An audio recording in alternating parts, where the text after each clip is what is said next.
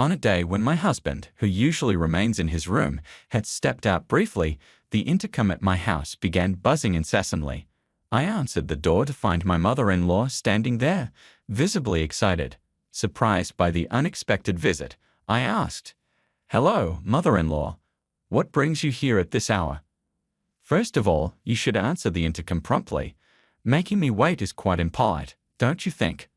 "I apologize. I was caught up with some work." "Work? It's hard to believe you're doing anything substantial from home. I suspect you're just lounging around, aren't you?" "That's not the case at all. I am genuinely busy with my work." "I don't want to hear any excuses. You live a comfortable life here every day, benefiting from my son's high salary, and I find it unfair.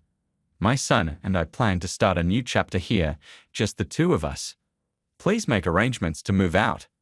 With a self-satisfied grin, she pulled a piece of paper from an envelope and handed it to me. "Here, take a look," she said. The document was marked Divorce Papers, with my husband's section already completed. "Wait, are these divorce papers?"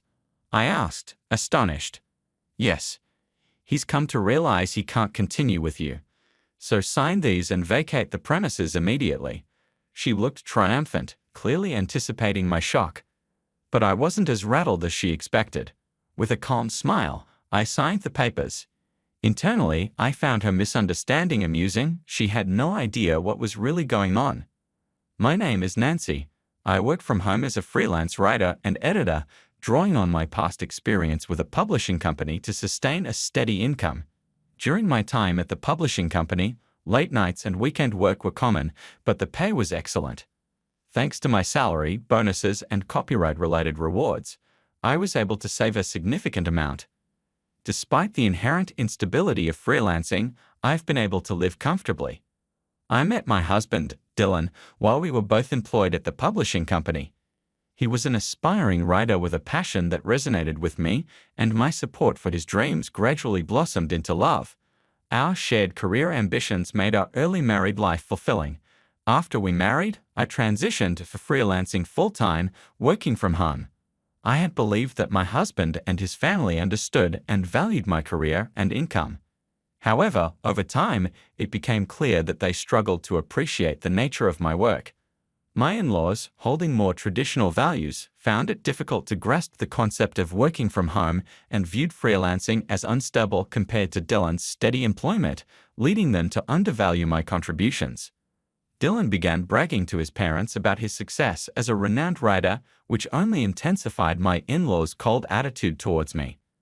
Whenever we met, their sarcasm was evident. They'd remark, "Oh, it's Nancy, who never seems to work. What brings you here today? Looking for a job recommendation?" "Mother-in-law, if you're worried about our living expenses, I assure you I'm earning well, so there's no need for concern," I replied. "Really? You sound quite assured. Perhaps you should show more gratitude to Dylan. Without him, wouldn't you be in a tight spot?" My mother-in-law's traditional values shaped her perspective. In her era, women typically managed the household while men worked outside. Consequently, seeing me work from home, she likely assumed I was neglecting domestic duties. This situation highlighted the generational and cultural misunderstandings and challenges within our family. Mother-in-law, freelancing allows one to earn a good income without needing to go to an office. Thanks to technological advancements, we can work from virtually anywhere, and my job fits that model. However, my mother-in-law reacted with irritation, saying, "All you do is talk back. You're such an unpleasant daughter-in-law. It doesn't look right for a young woman to be spending all day at home on a computer." Lately, these exchanges had become increasingly frequent, and I was growing weary of them. I bit back my response, thinking, not this topic again. Internally, I knew I was the primary breadwinner and managed most of the housework, but I kept that to myself.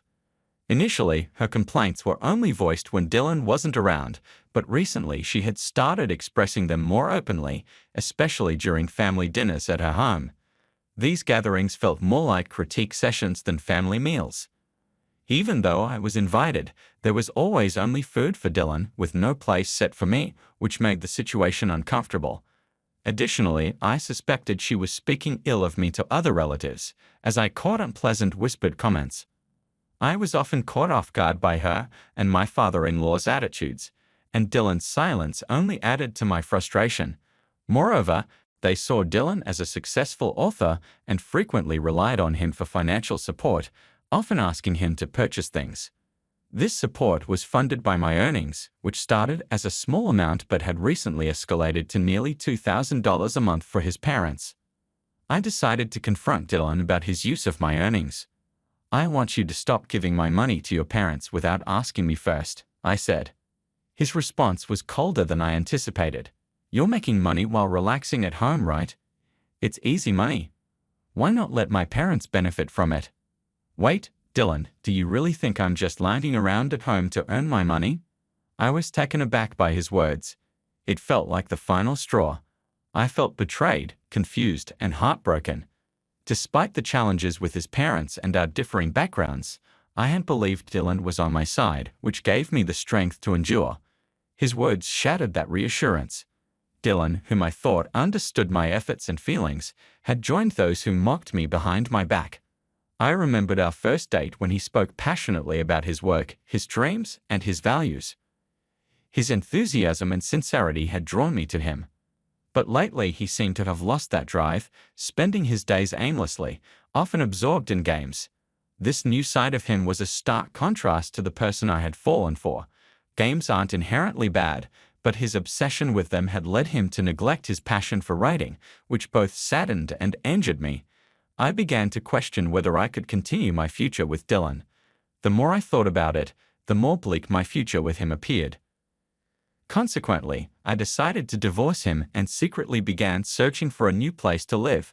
I looked online for apartments suited for singles and visited several properties, prioritizing those with a quiet environment and strong security. Eventually, I chose a place that met my needs. One day, while Dylan was out, he usually spent his time playing games in his room. My mother-in-law paid an unexpected visit. I answered the door in surprise, and without waiting for an invitation, she plopped down on the living room sofa and declared, "Nancy, you need to leave this place." "Why are you saying this all of a sudden?" I was too stunned to react immediately. "It's quite clear. You're not good at housekeeping, and despite Dylan's success as a popular author, you haven't improved. Most importantly, you're failing at your work. I've explained this to you before. It's a misunderstanding." I tried to clarify. But my mother-in-law cut me off with a placid smile. "I intend to move in here and support Dylan. Taking care of him will be far better than dealing with that troublesome old lady." "Are you referring to Dylan's grandmother?" "Yes, that's the one. Even though I've done so much for her, she's always finding fault and showing no gratitude. I'm fed up with it. If I move in, I can look after Dylan, allowing him to focus on his work without any interruptions. Isn't that great?" With that, she pulled a piece of paper from the envelope she was holding. "So, would you please leave this house immediately?" I accepted the divorce papers she offered. They were already signed by Dylan. "Did Dylan actually sign these?" I asked, disbelief in my voice. "Yes," she said, a hint of amusement in her tone. "I suggested to Dylan that a divorce might be best for both of you. It seems he was quite eager to agree, as he signed them without a second thought." The events unfolded rapidly. I gathered my pre-packed bags and decided to move into a new apartment immediately. As I relocated, I also filed the divorce papers, marking the beginning of a new chapter. My new life turned out to be smoother and more comfortable than I had anticipated. My modest apartment, furnished only with the essentials, provided a simplicity that helped me concentrate. Free from complications, each day was calm and serene. I woke up to natural light streaming through the windows and the soothing sound of birds chirping in the distance. I could rise whenever I chose, enjoy a leisurely breakfast, and plan my day at my own pace. Immersed in my work, time seemed to fly by. It was a relief not to worry about the expectations and scrutiny of Dylan and my in-laws, allowing me to work in peace and at my own rhythm. One day, as I was deeply focused on my work at my desk, my smartphone buzzed with a call from Dylan. After a moment of hesitation, I decided to answer.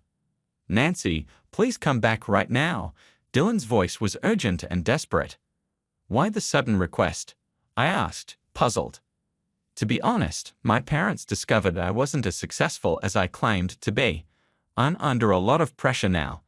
They're even talking about moving in and relying on my earnings. I really need you to come back. I understand, but returning isn't so straightforward. You signed the divorce papers, remember?